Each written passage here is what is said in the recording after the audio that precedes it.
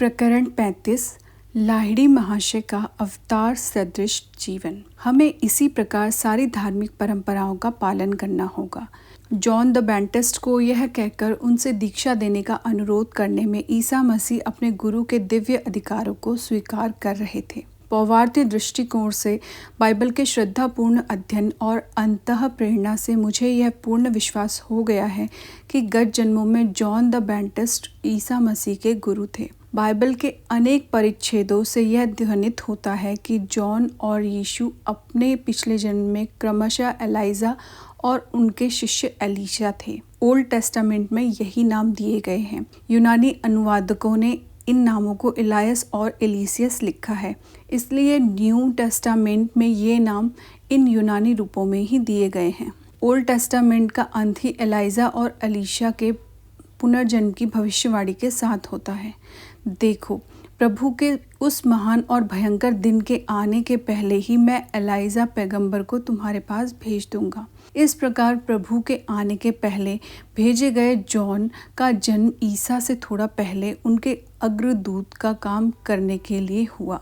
पिता जकारिया के सामने एक देवदूत ने प्रकट होकर उन्हें बता दिया था कि उनका होने वाला पुत्र जॉन और कोई नहीं बल्कि स्वयं एलाइजा होगा। परंतु देवदूत ने उससे कहा, डरो मत जकेरियास, क्योंकि तुम्हारी प्रार्थना सुन ली गई है और तुम्हारी पत्नी एलिजाबेथ एक पुत्र को जन्म देगी और तुम उसका नाम जॉन रखोगे और इज़राइल की असंख्य संतानों को वह उनके प्रभु ईश्वर की ओर मोड़ेगा और वह इलियास की तरह ही इलियास की पूरी शक्ति के साथ उसके पहले जाकर पिताओं के हृदय संतानों की ओर मोड़ देगा, आज्ञा न मानने वालों के हृदय धर्मनिष्ठ लोगों के ज्ञान की ओर मोड़ देगा और इस प्रकार प्रजा को प्रभु के आगमन के लिए तैयार करेगा।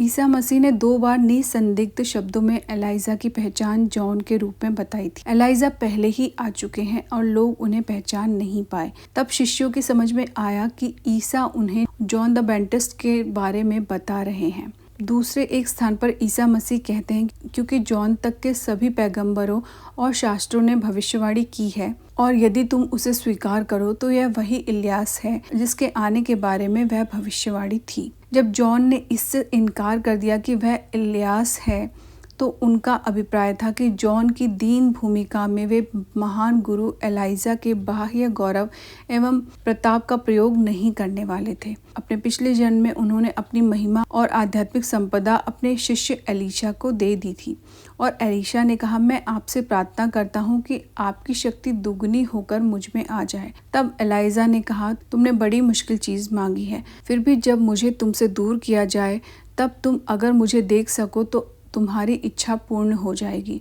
और एलाइजा की पूर्ण आध्यात्मिक संपदा एलीशा में आ गई। भूमिकाओं में अदला बदली हो गई, क्योंकि एलाइजा जॉन के लिए अब आध्यात्मिक दृष्टि से पूर्ण हुए एलीशा ईसा का प्रकट गुरु बनने की कोई आवश्यकता नहीं रही थी। जब पहाड़ पर ईसा का शरीर दिव्य शरीर में रूपांतरित हो गया, तब उन्होंने अपने गुरु इलियास को ही मूसा के साथ देखा था। क्रॉस पर यातना की पराकाष्ठा में ईसा पुकार उठे, एली एली लामा सबक्तनी, अर्थात मेरे प्रभु तुमने मुझे क्यों त्याग दिया। वहाँ जो लोग खड़े थे उनमें कुछ ने जब यह सुना तो उन्होंने कहा, यह आदमी इलियास को पुकार रहा है। देखते हैं कि इलियास इसे बचाने के लिए आता है या नहीं।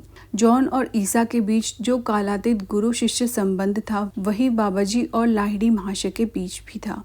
मृत्युंजय गुरु अत्यंत वात्सल्य के साथ अपने शिष्य के 2 जन्मों के बीच के अथाह सागर को पार कर बालक लाहिड़ी और फिर युवा लाहिड़ी द्वारा उठाए गए कदमों का मार्गदर्शन करते रहे। शिष्य के जीवन के 33वें वर्ष में पदार्पण करने से पहले बाबाजी ने प्रकट रूप से पुनः उस संबंध को स्थापित करना उपयुक्त नहीं समझा जो कभी टूटा ही नहीं था। रानीखेत के पास अल्प समय के मिलन के बाद निस्वार्थी गुरु ने अपने प्रिय शिष्य को अपने पास नहीं रखा, बल्कि लाहिड़ी महाशय को जगत में अपना जीवन कार्य पूरा करने के लिए छोड़ दिया। मेरे पुत्र, जब भी तुम्हें मेरी आवश्यकता होगी मैं आ जाऊंगा। कौन सा मर्त्य प्रेमी इस प्रकार के वचन में निहित अनंत तथ्यों की पूर्ति कर सकता है। सन 1861 में काशी के एक एकाकी कोने में एक महान आध्यात्मिक पुनरुत्थान का श्री गणेश हुआ। साधारण लोक समाज इससे पूर्णतः अनभिज्ञ था।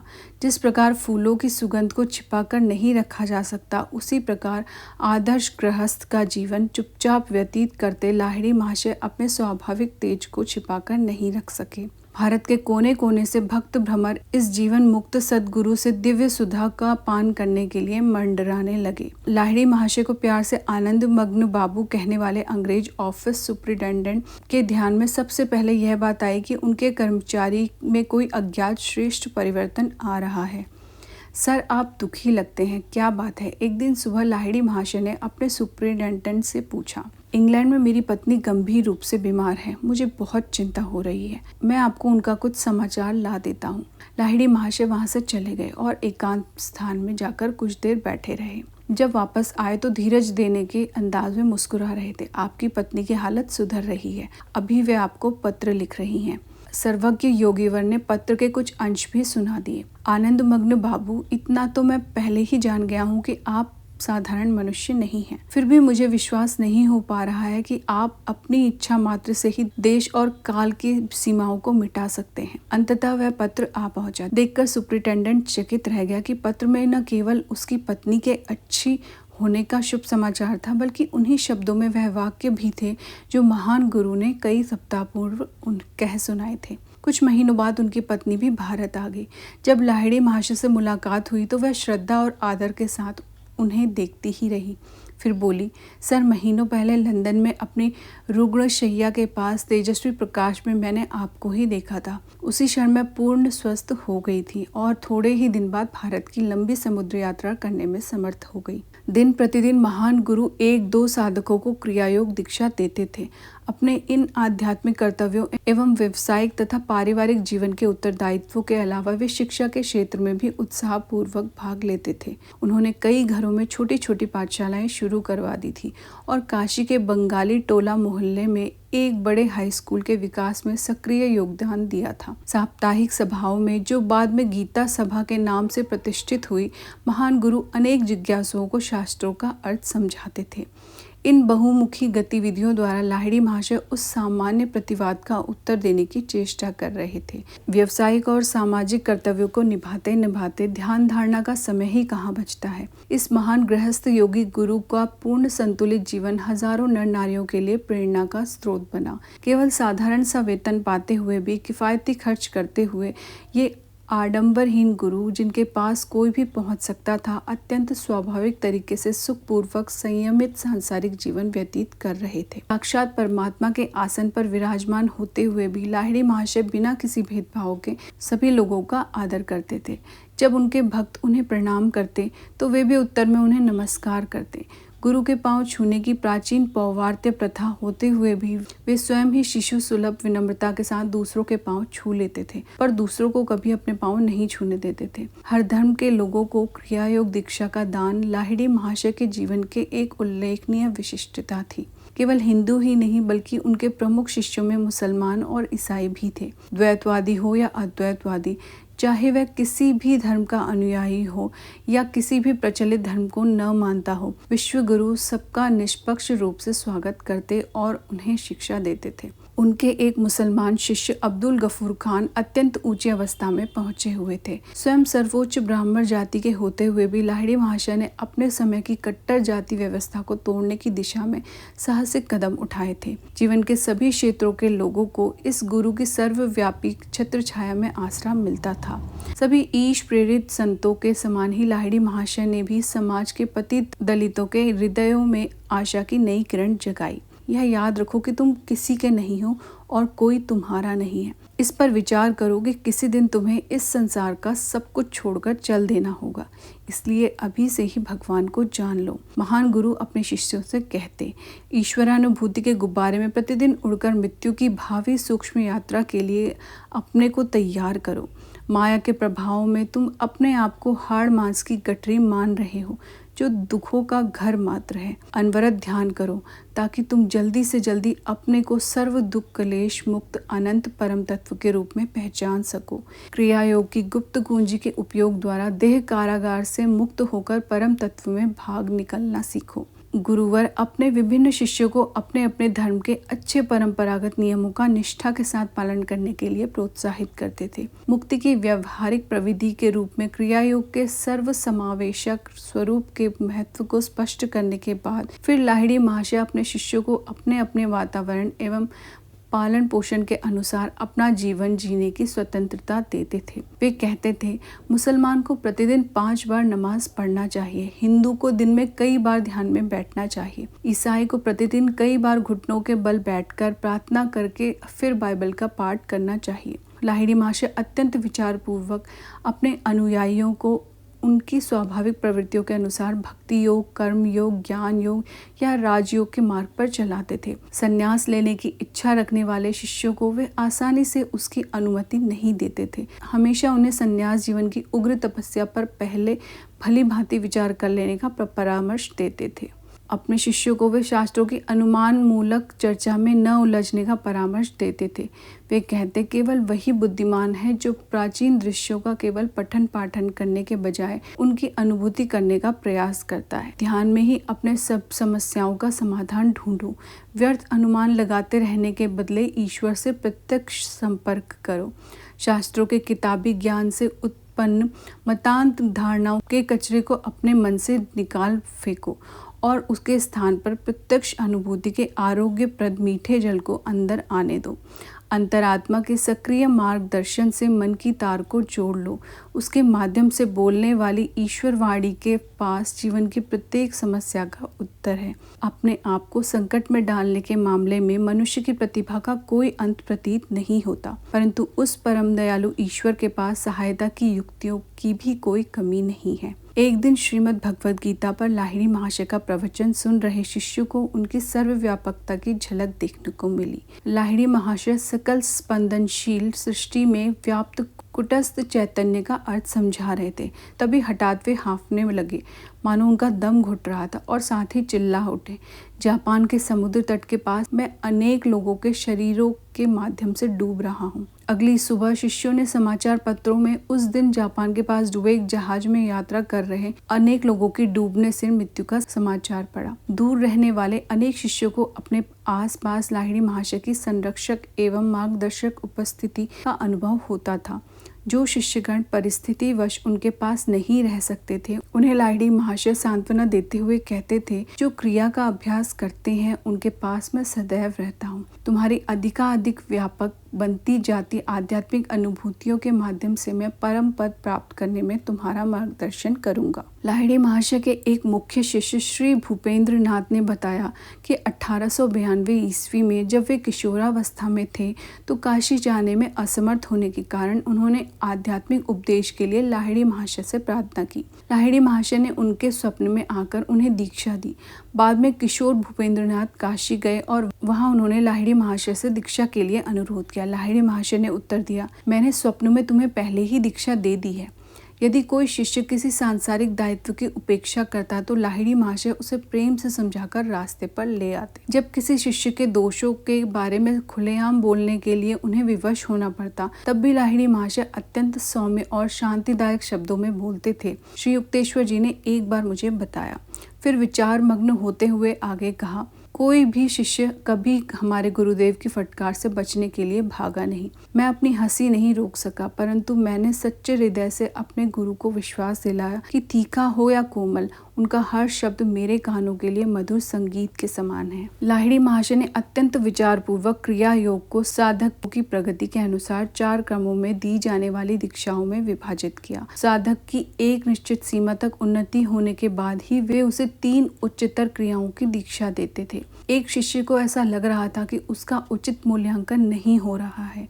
एक दिन उसने अपना असंतोष शब्दों में प्रकट किया। उसने कहा, गुरुदेव, अब तो मैं निश्चय ही द्वितीय दीक्षा पाने के योग्य हो गया हूँ। उसी समय दरवाजा खुला और एक विनम्र साधक वृंदा भगत ने कमरे में प्रवेश किया। वे काशी में पोस्टमैन थे। वृंदा, यहाँ मेरे पास आकर बैठो। महान गुरु उनकी ओर देखकर स्नेहपूर्वक मुस्कुराए। यह बताओ कि क्या तुम द्वितीय क्रिया के योग्य हो गए हो? पोस्टमैन ने दीन भाव से हाथ जोड़ दिए और कहा, गुरुदेव, अब मुझे और कोई दीक्षा नहीं चाहिए। किसी उच्चतर शिक्षा को अब मैं कैसे आत्मसात कर सकता हूँ? आज तो मैं आपका आशीर्वाद मांगने ही आया था, क्योंकि प्रथम क्रिया से ही मुझे ऐसा दिव्य नशा चढ़ जाता है कि ठीक से अपना पत्र बांटने का काम भी नहीं कर पा रहा हूँ। वृंदा ब्रह्मानंद सागर में पहले ही तैर रहा है।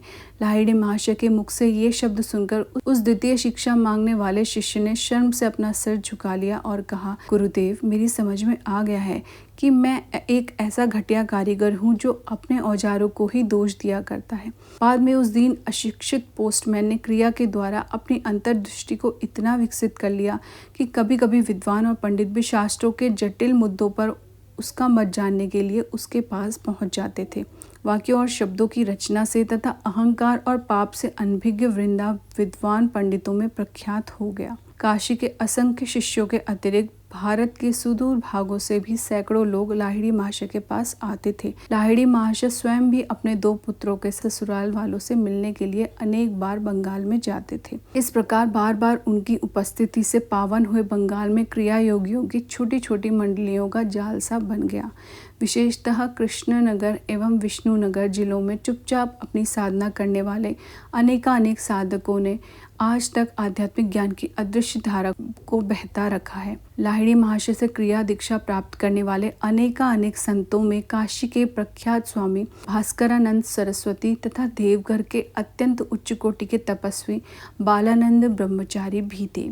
कुछ समय के लिए लाहिड़ी महाशय काशी के महाराजा ईश्वरी नारायण सिंह बहादुर के पुत्र के निजी शिक्षक भी रहे थे। उनकी आध्यात्मिक उपलब्धियों को पहचान कर महाराजा एवं उनके पुत्र दोनों ने लाहिड़ी महाशय से क्रिया दीक्षा ली। महाराजा ज्योतिन्द्र मोहन ठाकुर ने भी उनसे दीक्षा ली। लाहिड़ी महाशय के अनेक शिष्य समाज में ऊंचे ऊंचे स्थानों पर थे और वे प्रचार द्वारा क्रिया योग का प्रसार करना चाहते थे, परंतु लाहिड़ी महाशय ने इसकी अनुमति नहीं दी। एक शिष्य काशी नरेश के राजवैद्य थे। उन्होंने लाहिड़ी महाशय को काशी बाबा नाम देकर उस नाम का प्रसार करने का संगठित प्रयास किया। लाहिड़ी महाशय ने इस बात के लिए भी मना कर दिया। वे कहते थे, क्रिया योग रूपी पुष्प की सुगंध को स्वाभाविक रूप से अपने आप फैलने दो। क्रिया योग का बीज आध्यात्मिक दृष्टि से उपजाऊ हृदय भूमियों में निश्चित रूप से जड़ पकड़ेगा। लाहिड़ी महाशय ने संगठन या मुद्रणालय के आधुनिक माध्यम से प्रचार करने की पद्धति को नहीं चुना, तथापि वे जानते थे कि उनके संदेश की शक्ति रोकी न जा सकने वाली बाढ़ की भांति उमड़ पड़ेगी और अपने शक्ति वेग से मानव वनों में प्रवेश कर जाएगी। उनके शिष्यों का परिवर्तित और शुद्ध हुआ जीवन क्रिया की अमर शक्ति का प्रत्यक्ष प्रमाण था। रानीखेत में दीक्षा ग्रहण करने के 25 वर्ष बाद सन 1886 ईस्वी में लाहिड़ी महाशय पेंशन पर रिटायर हो गए। अब दिन में भी उनके उपलब्ध होने के कारण उनके पास आने वाले भक्तों की संख्या में अधिकाधिक वृद्धि हो गई। अब महान गुरु अधिकांश समय निश्चल पद्मासन में मौन बैठे रहते थे। वे सदा अपने छोटे से बैठक खाने में ही बैठे रहते थे। यहाँ तक कि कभी टहलने जाने या घर के दूसरे हिस्सों में जाने के लिए भी वे शायद ही कभी वहाँ से उठते थे। गुरु के दर्शन के लिए शिष्यों के आगमन का क्रम लगभग अखंड रूप से चलता रहता था। लाहिड़ी महाशय के शरीर में अधिकांश समय अति मानवीय लक्षणों का दिखाई देना प्रायः दर्शनार्थियों को चिंता और विस्मय में डाल देता था, जैसे श्वास रहितता, निद्रा रहितता, नाड़ी और हृदय की धड़कन का रुका हुआ होना, घंटों तक पलकें झपकाए बिना शांत आंखों का खुला होना और उनके चारों ओर शांति का प्रगाढ़ वलय होना।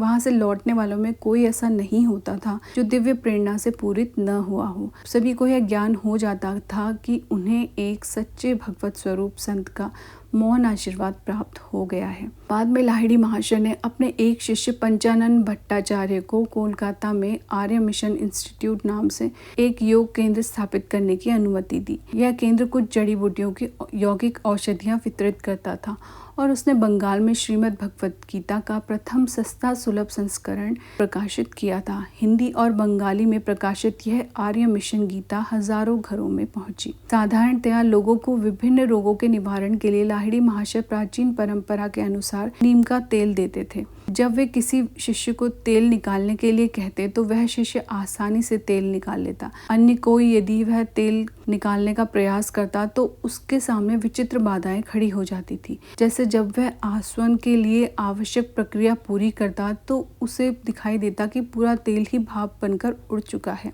स्पष्ट है कि गुरु का आशीर्वाद उस प्रक्रिया में एक आवश्यक तत्व था। लाहिड़ी महाशय की बंगाली में लिखावट तथा हस्ताक्षर का नमूना दिखाया गया है। ये पंक्तियां उनके द्वारा एक शिष्य को लिखे गए एक पत्र से ली गई हैं, जिसमें गुरुदेव एक संस्कृत श्लोक का अर्थ इस प्रकार बता रहे हैं। शांति की ऐसी अवस्था जिसने प्राप्त कर ली हो कि उसकी पलकें नहीं झपकती, उसने शांभवी मुद्रा सिद्ध कर ली है। 5 श्रावण श्री श्यामाचरण देव शर्मन।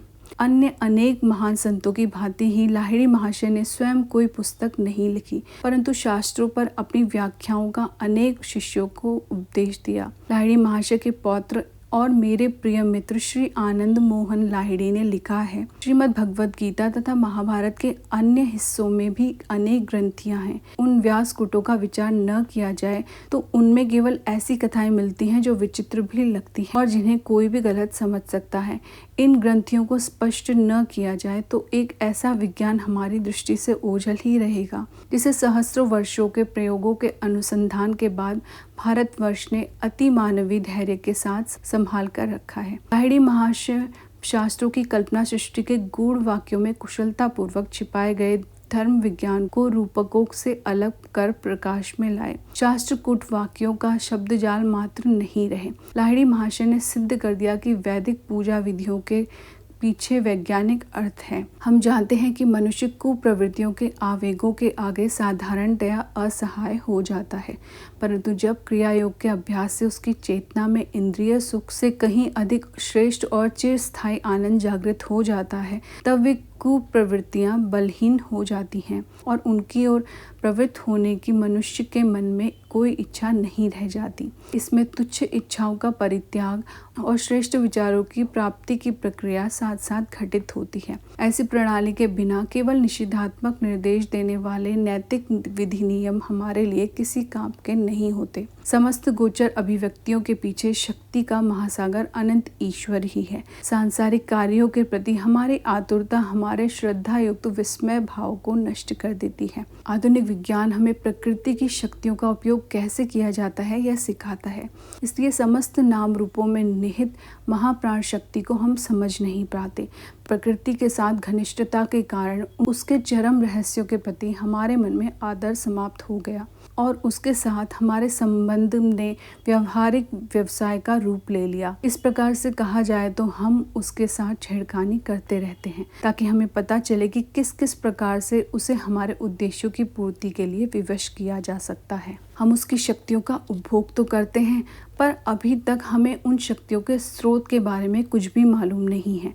विज्ञान के मार्ग में प्रकृति के साथ हमारा संबंध ऐसा है जैसा एक दास के साथ उसके अहंकारी हेकर मालिक का होता है। या दार्शनिक दृष्टिकोण से कहें तो प्रकृति को मानो बंदी बनाकर साक्ष्य के कटघरे में खड़ा कर दिया गया है। हम उससे प्रति प्रश्न करते हैं, उसे चुनौती देते हैं, उसकी साक्ष्य को बारीकी से मानवीय तराजुओं में तोलते हैं जो उसके छिपे मूल्यों को कभी नाप नहीं सकते। दूसरी ओर आत्मा जब उच्चतर शक्ति के साथ एकाकार हो जाती है, तब प्रकृति बिना किसी जोर जबरदस्ती के मनुष्य की इच्छा का पालन करती है। प्रकृति पर इस अनायास प्रभुत्व को अभूत भौतिकवादी चमत्कार कहते हैं। लाहिड़ी महाशय के जीवन ने एक उदाहरण स्थापित कर दिया, जिससे यह गलत धारणा दूर हो गई कि योग एक गूढ़ साधना है। भौतिक विज्ञान की यथार्थता के बावजूद प्रत्येक मनुष्य को क्रिया योग के माध्यम से प्रकृति के साथ अपने सच्चे संबंध को समझने का और प्रकृति के समस्त घटनाओं के प्रति आध्यात्मिक आदर एवं श्रद्धा अनुभव करने का कोई न कोई तरीका मिल ही सकता है, चाहे वे घटनाएं गूढ़ प्रतीत होने वाली हों या दैनंदिन जीवन की साधारण घटनाएं हों। हमें यह याद रखना चाहिए कि आज से 1000 वर्ष पूर्व जो गूढ़ लगता था अब वह गूढ़ नहीं रहा, और आज जो कुछ गूढ़ लग रहा हो वह कुछ ही वर्षों में आसानी से समझने वाला तथ्य बन सकता है।